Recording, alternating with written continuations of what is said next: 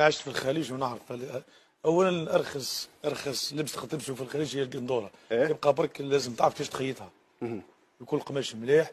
وهما علاش رخيص؟ هما يشري 100 قندوره ما يقدرش يلبسها دو فوا، يلبسها مره بك لانه بيضة توسخ وكلش ويحدوها مليح ولازم تخرج هكذا معطره وكلش.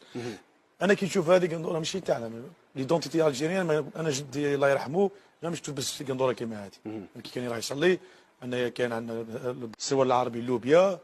كاين واحد نسيت اسمه يجي عريض هكذا لباس جزائري ما نقولش عباية المنصار عنده سمع دوق نسيت برك الشاش كلش. ف ما انا قندوره ماشي دونتيتي تاعنا ماشي تاع الجزائر. انا يستحسن كي تروح تصلي تلبس عبايش انا تلبس شادني حبيت خافك تهرب خافك تهرب باش انا حبيت نوريو ايدونتيتي الجيريان تاع الجزائر. ايه لانه بالك هكذا انا نوضروا على بالك شد في الاصول تاعي.